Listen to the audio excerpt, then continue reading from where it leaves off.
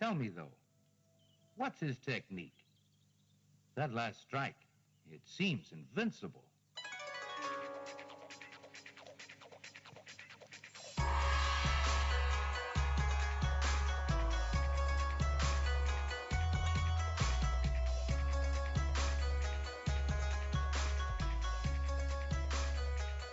Hello, and welcome to Sons of the Dragon, the Immortal Iron Fist Podcast. My name is Connor McKenna.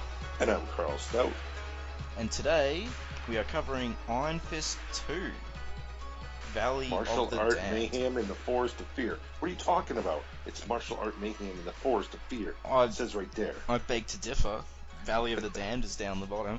Now, before we start going into the issue, just some news. For any people who play Marvel Heroes or are interested in playing Marvel Heroes but declined it because it had no Iron Fist, he should be coming out in a couple of weeks.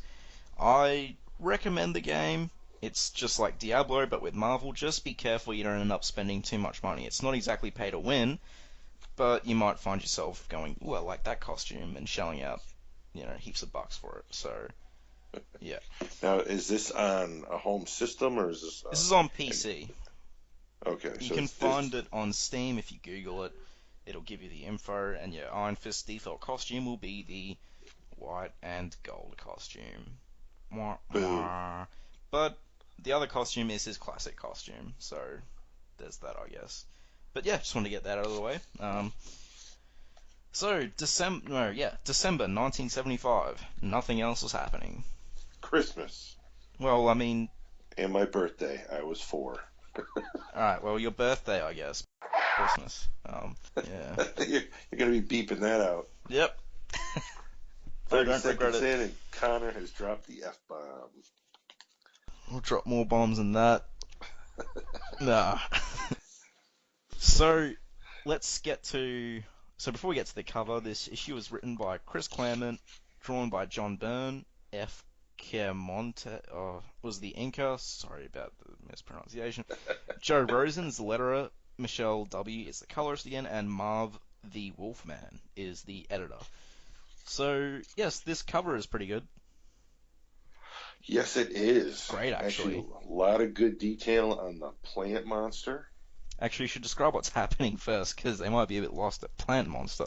Giant plant monster is lurching out from the right of the page. Yep. Iron Fist is punching it square in the gut with a normal fist while charging his right fist with the Iron Fist. And then in the front here, we have a blonde in a pod filled with fluid. She is trapped. And she looks not in great shape. No, she's out of it. Yep. And unless that fluid is oxygen, she might be in trouble. So, yeah, and it's got a red background, going from light red to darker red as it goes from bottom to top. Yeah, it's quite nice. The plant monster looks great. Looks like and I did a little digging. Literally? And, yeah, I'm trying to find it now because I didn't mark it. Keith Pollard is credited as the cover artist. Where'd you find that? It's on the cover of number 3 at the very bottom of the page. Is he the guy that's been doing all of them? I think he is, because if you look at the art style, it matches everything we've seen. Yeah. I have the Masterworks in front of me, so I don't actually have access to 3 right now. But yeah, it's the only cover, I believe, in the entire run that actually features an artist's name. They should probably feature his name more often. So I do think it's odd that the interior artist was not doing any of the covers, because that's not really normal. Yeah. Oh, here we go. Actual issue number 8. It's honest to God John Byrne on the cover. Byrne and Atkins as the inker. Alright. But as for this mystery cover artist, it looks like it's this guy. So we get to the first page, and the title is Valley of the Damned, and Iron Fist is sitting at Professor Lee Wing's bedside. Looks like he's attempting to heal him a bit with his chi, or ease him a bit. He's holding his hand, and both hands in his hands are glowing. And he is, well, inner monologuing in second person again about how he's failed. Colleen's been captured and Lee Wing is pretty much destroyed mentally by Angar the Screamer Mindstorm. And he's pretty much saying they're his only two friends and he has failed them. Yep, And he's yet, pretty bummed out. and it's a full page hospital splash. Looks pretty good. Oh yeah. Yeah, it's Like the blood drip. like we mentioned before in the last podcast, this issue is entirely drawn by Byrne. There's no mistaking that Byrne did every single panel in this book, and it's fantastic. Yeah. Now we get to the next page, and there's a nice shot of Iron Fist about to enter a flashback, looking. Perturbed, I think. Yeah, yeah. He looks like Batman when he thinks, I guess. When he thinks about the past. The past. And we get a flashback. No concussions. I'm missing them. And he's remembering his first failure. And it goes again, they've gone with the rounded corners on the panels for flashbacks. Yep. And Iron Fist's eyes are blue. Well, I know they're blue, but we usually talk about whether he has just the white eye slots or it shows his eyes, but it's sort of done both here. They're white eye slots with blue pupils. So, yes. Anyway, back to Kun Lun. It shows Iron Fist in what looks like a ceremonial gi, and he's got the dragon brand on his chest. So he's not quite the Iron Fist yet, but he has faced Shu Lu. And it states that this is the week before the test of the many and the one. And he got ambushed on his way home from meditation by some bull jerk wielding a weapon. A sharp, pointy weapon. Yep, wielding a... I'm going to guess... Well, if that's third panels in ink, and it's like a straight dagger, it's not really a sword. Yeah. It's a bread knife. And I like this, so they're pretty much just being racist jerks. They're like, you dare to join the ranks of the Immortals of Kun Lun. Now, I like to think this is... And everybody is in this entire issue that he has problems with keeps referring to him as like an outworlder dog. See, they're racist, and I like to think these guys are the insert for the fans who are constantly crying for an Asian Iron Fist. Mm-hmm. So, they're just like these people. Just look at him. His angry face wielding a knife. Yeah. So he dispatches Tukos, guessing that's how you pronounce that, or Tukas. With a kick to the head, or chin, goes flying back. And this is all drawn pretty well. Well, it's drawn great, I should say. It's drawn very well. The coloring, however, in the original issue is smothering the artwork. It's pathetic. The coloring's not amazing here in the Masterworks, but I like it enough that I prefer it in color than black and white, sort of. Because with black and white, it's getting to the point where it's harder to tell what's going on. And now, as he's dispatching Tukos here, he's making some very good statements. That if he was to become an immortal, it's because they will it. Yeah. Pardon me, they will that as well. That he's not in control of his destiny. It's the gods through UT that will it so. And he's sort of on the right track. Just subtract the gods bit. And then from out of nowhere, someone else chimes in with, "Is that so, Outworlder? How pleasant to see the earther mortal adopt our ways so fervently." And here comes the lead jerk. Yep. Mr. Jerk, whose apparently name is Marin. Yeah. And he doesn't... Very, very tight pants. And he's complaining that Iron Fist replaced him. And then Iron Fist points out, well, I defeated you in fair combat. And now he's going, it was my birthright, my heritage to face the dragon. You took that from me. And it parallels another certain two people. Pay. Which we'll find out about later. Shh. Don't ruin it for the listeners. I didn't say which people. And then of course, and now you'll pay, as always, means I'll send 100 other people to beat you up while I stand here and watch. Yeah, I like the way that Kun Lun is drawn again. The trees, the sort of glass look of the city. It's all very alien. Mm-hmm. Yeah. Wherever the hell Marin is walking out of. Yeah, it's really confusing, but I don't mind it because I like that effect. I mean, it's supposed to be an alien city, right? It's definitely not of this earth. Yeah, exactly. So he sends a bunch of goons after him, and Iron Fist starts beating the snot out of them. Because he wants to dance on Iron Fist's corpse. Yeah, this guy's a real champ. I even like the detail John Byrne put in Danny's boots there. He did the like soft leather boots and actually put the effort in to put the front seam with like cross stitching across them. Yeah, it is good actually. I want to point out that panel on the left page, the bottom middle one. He's just punching that dude into that wall. Looks like that would kill him. Is that a wall, or did the background just get blown out? I have no idea. I don't think so because it's happening in the other panel as well. So Iron Fist is fighting these 100 or so men, but after a while he begins to feel the strain. And because after every time he takes out one guy, two more pop up, and the strain of this starts to wear on him. Yeah. And that one man cannot stand against 100. And sooner or later, some clown is bound to get a lucky shot. And some clown does. So Iron Fist gets whacked in the back of the head with a stick. That breaks. Goes down. And everyone's they all pig pile on top of him, throwing punches. And Mr. Marin's there. You've got him. You've got the Earther scum. Now hold him, you fools. Don't give him a chance to get away. It's a scene straight out of Dublin or the Valley in our very own Brisbane. So he's getting thrown a whooping. And Marin's talking smack, of course, about, since he can't have the power of the Iron Fist because he took it first, then he'll take it away from him. And he, of course, also pulls out a large knife. Yeah. And then out of nowhere, a ninja does appear. But not a normal ninja. Yeah, not the ninja. Nope. Just a person wearing a ninja sort of disguise.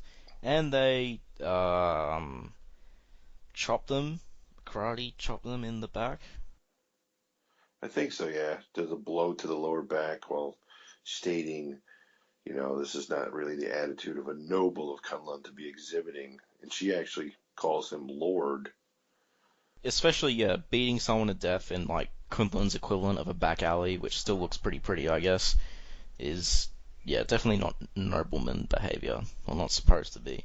Then, this mysterious person is beating the snot out of this guy, but then they get grabbed from behind by a big, bald person. Yep. And then they kick him in the kneecap. Yep. And he goes, ow. And then... By the time I'm done with you, you'd be lucky if you can crow anything at all. And then they punch him dead in the face. And as that person's going down from that blow to the face... He grabs at the mask. He grabs at the mask and it tears. And they said, by the 7 pits of hell, no, my mask. Dragon's bones, look. And everyone's in shock as they look forward to see a woman. A woman, my brothers. A woman trained in the warrior's arts. And Danny's just like, Miranda? The one and only. Mystery Ninja is also blonde-haired, blue-eyed.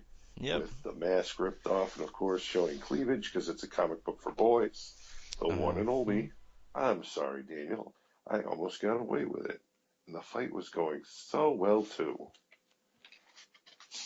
So, then everyone's just completely stunned. Then some other guy in a similar outfit, except he's a male, comes in fly kicking someone in the face. And he calls him fat. Yep. And he takes the mob to pieces. And makes a crack that you're just going to sit there and let me do all the work? And Danny comes back with, you seem to be having such a good time, my friend. I didn't wish to spoil fun, but if you insist. And he throws the 2 muscle-bound goons over his shoulders. And then he warns Miranda of an incoming attack, but of course Miranda is like, I saw it coming anyway, and beats up that guy with a chuff sound effect as she kicks him in the just above the belt. And makes the comment that she has more than enough skill to protect herself. And Iron Fist is outraged. Tanny just yells, skill you shouldn't have. Your skill should be washing the dishes. Pretty much, and she asks why. Why should she not have that skill? Because I'm a woman, and then Iron Fist goes, because it's the law. And then Mystery Man, whose name is... What's his name? Lord something. They don't say his name yet. And say his name later. Colonel, I'm pretty sure. Yeah, it's something like that. And he says, is it the law on Earth? And if not, why should it be the law here? Because Danny says it's not the law on Earth. To break it, as I have done by teaching Miranda martial arts, is to invite death, traitors, and someone throws a knife at Miranda, and Iron Fist catches the knife, and then throws it back at him, and it gets him in the shoulder. Pinning him to the wall. And Iron Fist isn't standing in front of the knife, he just grabs it as it's going past him. Mm-hmm. Like the guys who snatch arrows out of the air. And all the art is still consistently great. The weird light blue, purple, pink color scheme for Kun Lun is really good. All the weird dimensions and stuff. It's hard to describe. You'd have to check it out yourself. We'll tell you where to pick that up later. And then out of nowhere, a giant spotlight turns on our three do-gooders, and apparently everybody else has run. Citizens, stand where you are. Here we go. Lord Colonel do sign. And Lady Miranda Randkai. And they're both under arrest by the order of UT. That's right, they've been naughty. Now we're at the interlude, and we see the plane that was carrying Colleen head toward the Gerard al-Din Halwan. Sorry if I got that pronunciation wrong, I'm sure I completely butchered it. But it is Wednesday, the 11th of September, 1975. And Hassan, September the slave guy, 11th. So they get out of the plane, and Hassan, the slave master jerk from the previous issue, with some blonde sailor with a big beard and a turtleneck sweater, is carrying Colleen out of the ship. She's not quite unconscious, but she looks pretty out of it. And a very interesting dress they put her in also. Because they're perps. Not the outfit she left in. They dressed her like that because John Byrne wanted her dressed like that. So... And now apparently we also find out that Hassan apparently is the slave master. Because we were wondering what that was last time. Because it was very poorly explained. And he goes, your master wishes to see you, your lord, your god. Doesn't that make you happy? Doesn't it? And she goes, it makes me happy. So she's sort of under his thrall. And he brings her to this elusive master. And she has been totally conditioned, he says. And this master says you would stake your life on that? Of course. And then obviously his life is forfeit, for the woman is not totally conditioned, since Colleen says go to hell. Quite weakly, though. Quite weakly or very pissed? Well, just with the small writing and the dots in between, it looks like she's struggling to say it. Is my interpretation. So our master here, whatever his name is, because I can't remember. Really? Yeah. It's late for me here. It's Master Khan, for all you keen listeners. Basically tells him that he's failed him one too many times, but he can still serve him. And by that, it will be his final service. You shall betray me, Hassan. If Iron Fist is determined to track me down, then I shall lay the trail he will follow, the better to ambush him and kill him. A simple plan, Hassan. Your treachery will be the bait that draws the young dragon into my trap. And of course, he's pleading for his life. And then, for some reason, the shadows that are being cast on a wall behind Hassan becomes a giant tiger claw. And he goes, please, no, he's essentially begging for his life, and Master Khan is saying that he set him up as a traitor, so it can be bait to draw Danny into his trap. Yep. I don't know. I don't understand how that works exactly. I mean, I'm sure there's other ways he could set bait, but... and then we have a shot of Colleen looking shocked as we see, he's obviously died pretty horrifically. Back to the flashback. And or this... maybe he just got a horrendous wedgie. I don't know. This is a great first panel here. It's a great panel, but the explanation is kind of just silly. Yeah. But it's Iron Fist. He sort of looks like he's warming himself. He's stealthing behind this big rock just outside of the gates of Kun Lun. Because when you want to hide next to a rock, a green and bright yellow outfit. Hey man, he's using the arts of Imori Jaku, the ninjutsu art of blending in with rocks to escape detection. He could be wearing a pink outfit, man. Actually, the pink outfit would probably blend in more than the green outfit.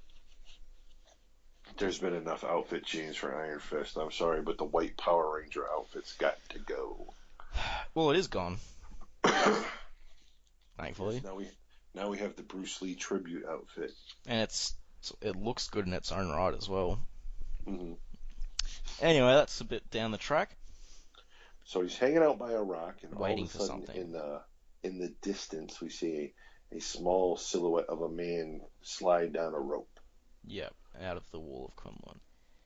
And Iron Fist knew his waiting has paid off, but he almost wishes it hadn't. Then he greets him, Con, and and it's Lord Colonel from before, and he's startled, and he threatens him, and it's a roll, but then Danny reveals himself, and they start having a conversation. Danny points out that he should be in his quarters awaiting punishment, and instead, Colonel says he's running. So, basically... They didn't threaten, they said basically what they're going to do is, they weren't going to kill him, they were going to mind wipe him and Miranda. And this is...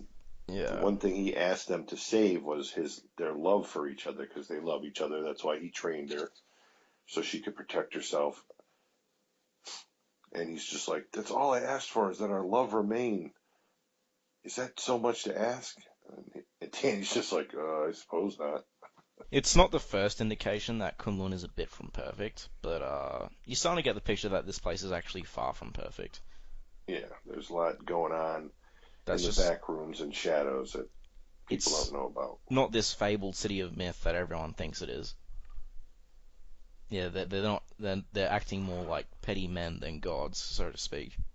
So yeah, Iron Fist says going beyond the mists of Kun Lun is crazy because it's death out there for everyone. Everyone knows that.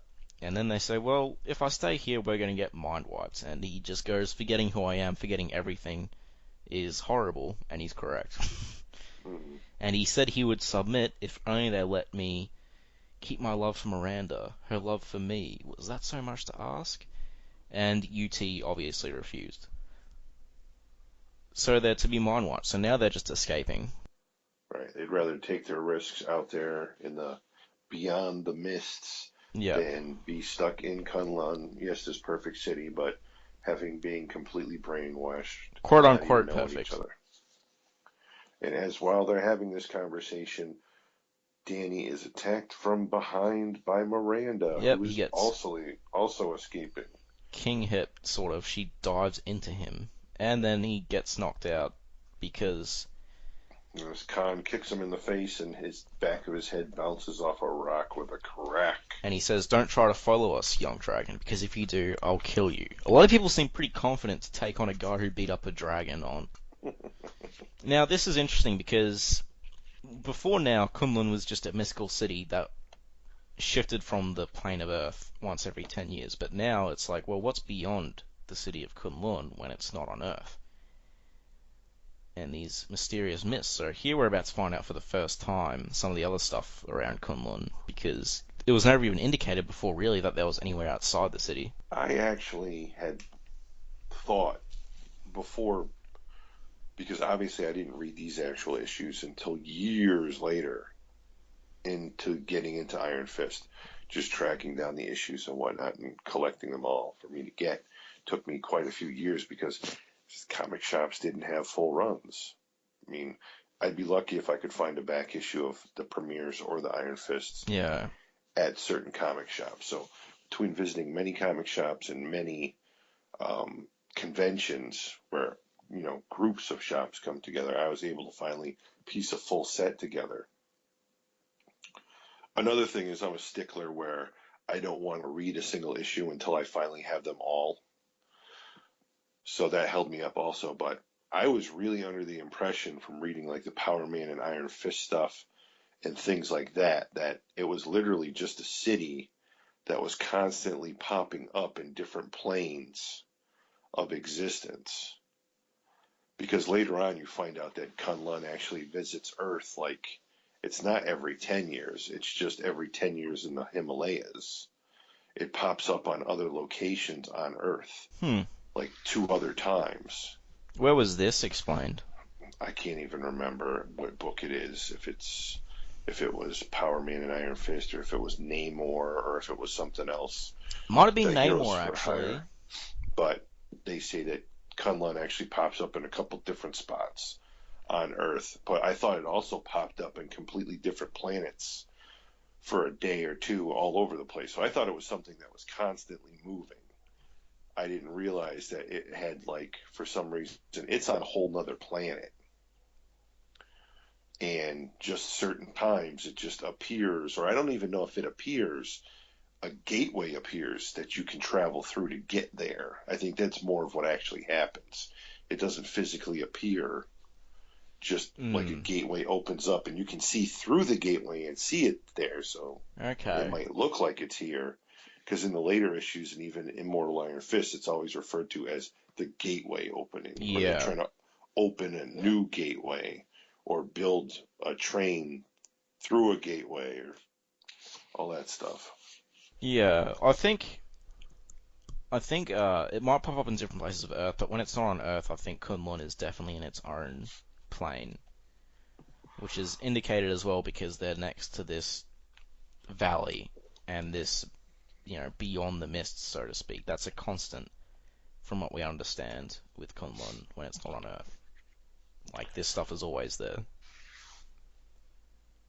Now, what's the living planet that's a Green Lantern? Mogo? There we go. That's where it is. Mogo is great. All right, so now we shoot back to Manhattan, and a day later, now it is September 12th, 1975. Yep. I'll let you cover this bit. All right, we get Misty Knight kind of like spacing out on the top of a building. Duh. And we hear a penny for your thoughts, Miss Knight. And she is approached by a guy who she addresses as a doctor. And I think it's interesting that this guy is addressed as a doctor when later on in Power Man and Iron Fist, I can't remember if he's a cop or a detective. Oh, is this that what's his name again? Yes, it's him. Some ridiculous name, yeah. He's literally wearing the same outfit. That could be him right there. Wow. But I don't think it is. I think John Byrne's just rehashing a character he had already drawn. Yeah. And they're talking about what's going on and how Professor Wing is doing. And the doctor is stating that he's physically fine. However, mentally he's in rough shape. He doesn't know what happened with that mind storm, whatever it is. But It must have been pretty hairy, because it broke him, ground him up, and spat him out, leaving a man who's totally lost the will to live. And now he's only alive because we're keeping him alive. And they go to his room, and Misty's like, well, you look at that. Iron Fist has been sitting there for a day and a half now. Won't eat, won't sleep, just sits there and stares at the professor. And you can see that he's still holding his hand, and they're still glowing. Yeah. And she's like, what's he trying to prove? And the doctor's like, look at yourself. You've been here a day and a half. You won't eat and you won't sleep. You just stand around and worry. What are you trying to prove? And the other point with this is Iron Fist is a freaking monk. him sitting cross-legged and channeling chi into someone is probably not that out of the ordinary for him. I feel like that's perfectly normal behavior for Danny Rand. Yeah, it's part of meditation and all that other stuff. Yeah, and I love the idea actually that he's just like sitting there sort of meditating for like a full day. So. And then out of the blue, our favorite detective, Misty, I've got some news. He's got some more classic lines in this one. It's like, who's writing this crap? And the doctor's like, hey, Lieutenant Scarf, this is a hospital. You know, keep it down. Belt up, Doc. This is important. So basically, Scarf just told him to go F himself. I was like, well, shut up, cop. It's a hospital. Oh, God. What if he woke some old lady and then she died of a heart attack because he was scared by this strange mustache man running around screaming like a moron? With his suit straight out of Anchorman. Yeah. I wonder if he's wearing Sex Panther cologne. Oh. It's got real panther in it.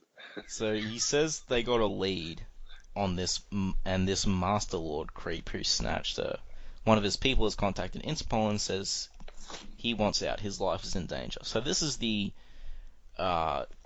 basically the bait that they're throwing them. This traitor, right, who's already dead. But yeah, he wants to blow the organization wide open in exchange for money and protection.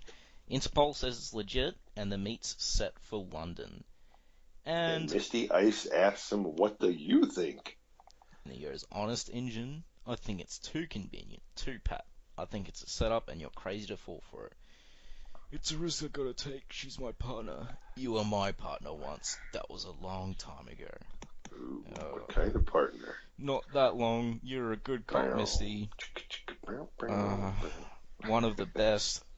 And then Misty, for some reason, gets super upset. She says, I was a different woman then. I'm not the same woman anymore. That's the end of it. So just get out of here and leave me alone. You've done enough for one day. And then she starts crying. And says, blast you, Raphael Scarf. Blast you to hell. While crushing the bench with her hand. Which is indicating that something is odd there. Yep. But back to the flashback. Can we just stay on Misty for a second here? Now, okay. What the hell? Why are you so upset? And he literally just said she used to be a good cop, one of the best. Why does that make her so upset? Doesn't make any sense. It seems like they're just hamming it up to show that Misty actually has a backstory. You know what I mean? Well, I think what they're hinting at, which I believe we're going to get into in later episodes, is that upon losing her arm from the explosion, she also lost her job. Oh, okay. Well, because she was now considered a handicapped amputee. Oh, right. Despite the fact that that arm is, super awesome. Right. Well, even though she has a robotic arm, I think she's still classified as, disabled. So she can no longer be a cop just because of that physical problem. So back to the flashback now. And Iron Fist is sort of in this really... that's weird. He's like... This is just very weird the way this is set up. Yeah.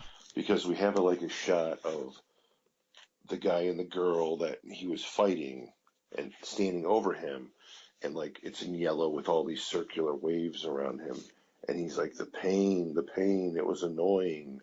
Yeah, it wasn't too much. I tried to focus your chi to damp it out, but nothing happened. Everything in your head was all muddled up, uncoordinated. I think he's just trying to say he feels really weird and out of it. He wasn't exactly in pain, but he's very disoriented, maybe. And then all of a sudden, this green leaf hand has him by the top of the head. These are some. And he's I don't even know how to pronounce that.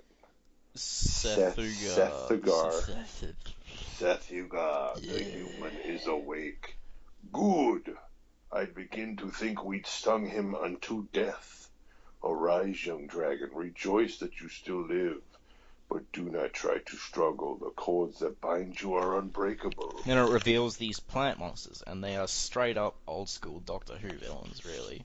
Oh yeah, big time. Like they're just these giant. Well, they're giant plant monsters. I don't know how else to describe it, really. One's got a pointy head, one Yes. doesn't. And so they are a little bit different each. And he, of course, is like, "Who are you?" Now, how would you pronounce their race? Hylithri? Hylithri. If any listeners want to write in on how to pronounce that, that'd be super. Unfortunately, there's no Kun Lun Ian thing on YouTube, I'm pretty sure. So, yeah. But the giant, let's just call them giant plant people. Because we're gonna say Hylithri or whatever. We are the Hylithri, the people. We are sworn enemies of the Kun Lun human, and of all who reside within her walls. And you are a prisoner. And then Iron Fist has a flashback within a flashback. That's right. And unfortunately, the corners aren't like double rounded or anything to explain that, but whatever. And he remembered he regained consciousness and he followed their trail. And he remembered being angry at how easily he got king hit. So, and then he climbed up the valley, or the last mountain or whatever, just outside of Kun Lun. Not mountain, hill, I don't know, big rocky cliff thing. And he first witnessed the land beyond the mists, the dark lands of legend for the first time. And his anger seemed like a puny, trivial thing indeed, and it was beautiful, so beautiful that Kun Lun itself paled in comparison. So it's not really that terrible at all. And he remembered bending to sniff at a flower. Then the flashback within a flashback ends there. And he goes, "Are all your flowers that formidable?" One sniff and I was helpless, and apparently that should have killed Iron Fist. Yep, you should have died. But it did not. The forest should have killed your friends, yet it made them welcome. That has never happened before in 10,000 centuries. And then my friends are still alive? For the moment, until we discover why the Hylithria feel so benevolent to you three aliens and no others. Alien? I'm no alien. So, are they speaking about themselves in the third person? Well, it's revealed that the whatever that word is, Hylithria, the Hylithria is the entire planet, and they are Hylithria, the people. So they are like physical, moving, speaking parts of the planet. They're an offshoot whole planet, or is it just this like forest? No, I think the whole planet is alive, because they talk about when the accursed city arrived, and you came with your weapons and your hate, and you scarred the land, warped it so nothing would grow but what you planted. The Hylithria tried to communicate, tried to understand, but you burned us down again and again until all we felt was a hate to equal yours, a hate that has lasted 1,000,000 sun turns. Yeah, obviously a bit of meta commentary as well. There's some ecological terrorist action going on here. Well, we're going to get plenty of that in Namor. Oh yeah. And Iron Fist is like, why? Why should we hate you? And he says, because you are trapped here, alien, and prisoners hate their prison, especially if they know they can never escape. Yeah. I still don't understand what kind of people. We are not people, alien. We are Hylithria. And the Hylithri is the world. World. We are the world. We are the people. We are the ones to make a brighter day. So let's start living. Wow. And they go on to say that they're pretty much the entire planet. Now, the art in all these bits is great, obviously. Oh, yeah. Valley looks beautiful. All the tree people, the Hylithri look great. And they're not speaking like Ents, thank God. Oh, Hobbit, you must speak. Most boring tree people ever. Oh. So anyways, Mr.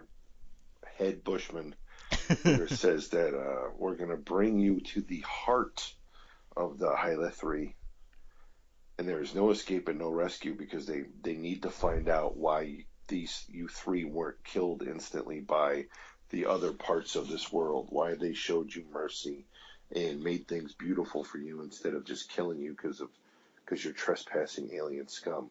So he's like, bring the others, and we see a close-up of Iron Fist's eye, and he's like, oh no, but by all that's holy, and this like big rolling, moving plant comes rolling up with two giant pus-filled pods with the two escapees he was tracking floating in, and there's another pod that's gaping open awaiting him.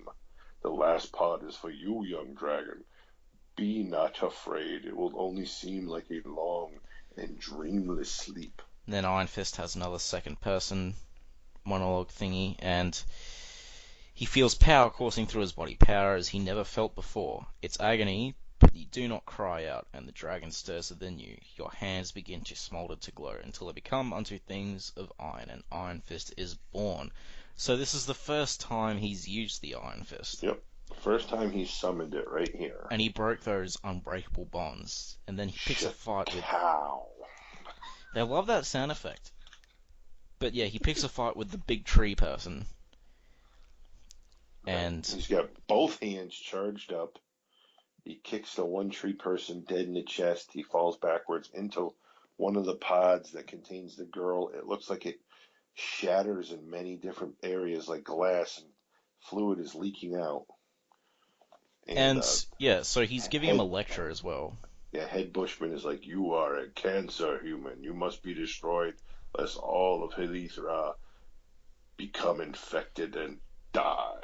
And he's saying that a body can't return hate for hate. If it does, it destroys itself. And then the tree person points out, the tree person drops a bomb. He's like, yeah, how do you feel about Harold Meacham, pretty much? And Iron Fist is like, then he gets tapped by a leaf. Yep. Tap. It's a sound effect. Yep. And it leaves like pricklies in his face. Yeah. And then he swings at Head Bushman again, and he misses because the pain from the leaf sting tap is getting to him, and he hears Daniel and Miranda's voice so far away he can barely hear it. And now he's on the ground, and more tentacles seem to be smacking at Danny. You must help her. You must. Gods of Kun Lun, never have you known so much pain. Like, Miranda, She's crying out for help. Please help me, brother. And then Danny goes, I can't. And brother, she called you brother. And that's as he passes out. And That's foreshadowing.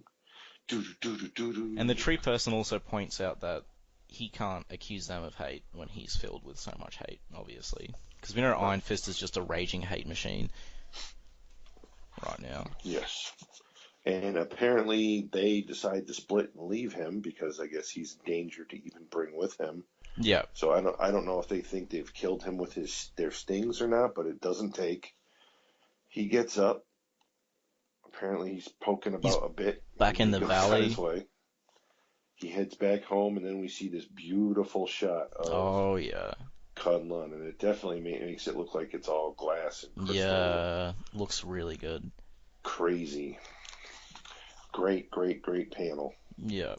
And Kun Lun Tune was beautiful in the sunlight. Even looks a bit Kryptonian, dare I say. Might have to check out. Big time. Might have to check out Burns' drawings of Krypton because I can't really remember them. Besides them being, Now, dead other and than lifeless. that short, was it a 12-issue run he did? 6. It was only 6 issues he did? Oh, did he do one set on Krypton, did he? No, I'm just thinking about the Origin? standalone, mini-series he did. Yeah. Is that the Origin? The 86? Yeah, it's a total retelling of the Origin. Yeah, that was 6 issues. I actually have it on my bookshelf right now. I remember Mr. Kent wanted to put like pilgrim buckles on his boots. Mm. Give him a big collar. And he makes the comment here that Seth Thargar had called it the city of hate and the valley of the damned, and yet your father had spoken of it with love. It doesn't really look, yeah. I mean, that panel is just so good. Even the mountains look great. Mm-hmm. Gotta say the colorist did pretty well here, and the inker. And he comments, and Miranda had merely died. And then we cut back to present with Misty Knight going, "How is he?" And Iron Fist is still at Lee Wing's bedside, holding his hand, both still glowing, resting, sleeping actually, but with only good dreams to pass the hours. I think he'll be all right now. And Misty's like, "I'm glad. Have you ever been to London?" "No, why?" "We gotta go see a man about a kidnapping." You are Iron Iron Fist, Fist, and you failed a friend once. You will not do so again. And next issue, Iron Fist faces death 50 stories high in the shocker we call The City's Not for Burning. What a terrible title. Yes, it is. Alright, well, thoughts on the issue? Well, compared to the issue from last podcast, it's absolutely fantastic. It's the best Byrne Claremont issue so far, that's for sure. Oh, yeah. We get some more character development, which is always good. It's always a plus.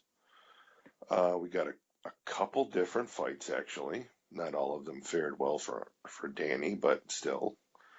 And we also got introduced to these plant creatures that live in the same plane of existence as Kun Lun, which do make more than one appearance in several different titles. Yep. And I gotta, the art was stellar in this issue. Oh, yeah. Like, it was really good. And the writing was good as well. And the writing did add nice things to the Iron Fist mythos. I loved it, but I think the art was definitely the standout of the issue, which isn't saying anything bad about the writing, it's just the art was that good. And no one mentioned the good book, which is always a plus in my eyes. Yeah. Because it just has made no sense the first two times. Colleen Wing was out of it, so she didn't talk like Wolverine. Snake. And Misty Knight, Misty Knight refrained from calling anyone Tiger. Yeah. Yeah, Misty was... Thank the good book that Misty didn't take up too much space in this. Now, I don't understand. We have Colleen Wing talking like Wolverine, and we have Misty Knight dropping lines from Sarah Jane. What is going on here? I don't know, but we have Iron Fist fighting plant people, so... And losing. Yeah. Yeah. But still good. Still good issue. Well, I mean, these plant people aren't really pushovers. No, not when they're part of the entire planet. I'm sure Iron Fist now could take him in, but yeah. Well, probably now he could split the planet. That's true.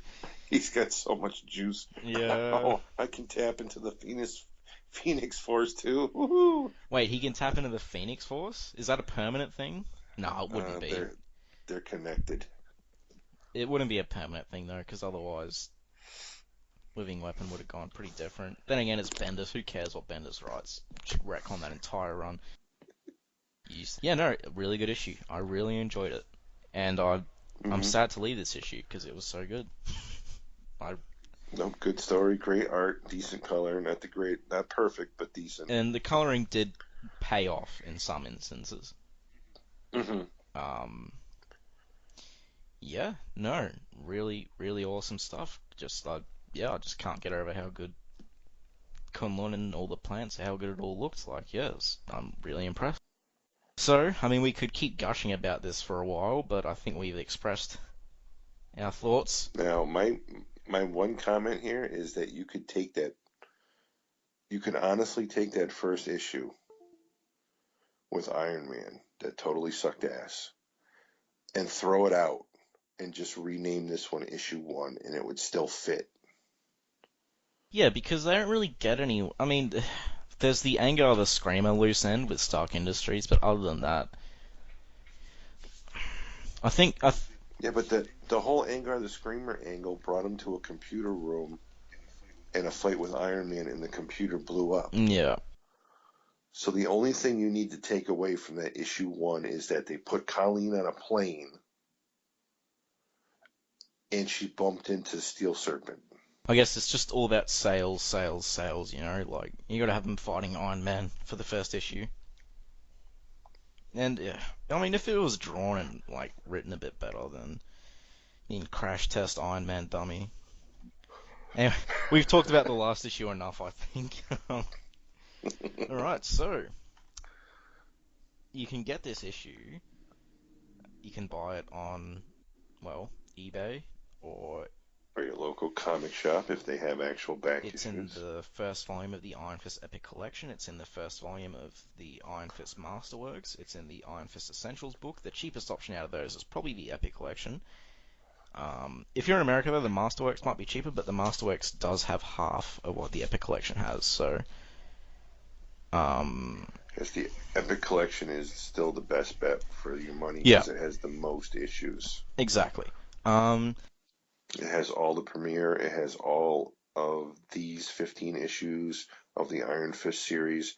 I believe it has the 2-part team up, which has to do with more Steel Serpent, and Yeah. then it has issues 48 to 70 of Power Man and Iron Fist. That's a lot of issues. That 48 to 70 of Power Man and Iron Fist, that's just the Power Man and Iron Fist Epic Collection, though, isn't it? It's not in the Iron Fist Epic Collection. The Iron Fist Epic Collection collects... Oh, yeah, you're right. I'm sorry. Yep. It collects up to, yeah, the end of the Davos stuff. So the end of the first Iron Fist series, really. Or second, depending on how you... Yeah. It doesn't have the 2-part team up? It does have the 2-part team up. It ends at the 2-part team up, I'm pretty sure. Which makes sense. Excellent. So, contact us at Sons of the Dragon podcast at gmail.com. As usual, send us any questions you have about anything, really. Doesn't have to be just Iron Fist related, although being Iron Fist related would also be super, but we are knowledgeable about many other things like Superman, Ghost Rider, more Ghost Rider, and Hellboy. Or if you think we got any of the lore wrong or our pronunciations wrong, or you know, if you're sick of me hating on Misty Knight, send us an email. If you have any cool like fan art or cool, you know, stuff, you can always post it on our Facebook page, which is the Immortal Iron Fist Podcast, Sons of the Dragon, at Facebook. Our Twitter is at Iron Fist Podcast. Our Soundcloud is soundcloud.com, Sons of the Dragon, with hyphens instead of spaces. Our YouTube, just YouTube Iron Fist Podcast. You'll find us really quickly. We are also on Podcast Garden in the literature section. We are on iTunes now. Feel free to rate us. If you rate us less than 5 stars, please let us know what we're doing wrong, so we can fix it and make it a better experience for you. And last, but definitely not least, we are on WordPress. WordPress, yeah. Sons of the Dragon, the Immortal Iron Fist Podcast, .wordpress.com.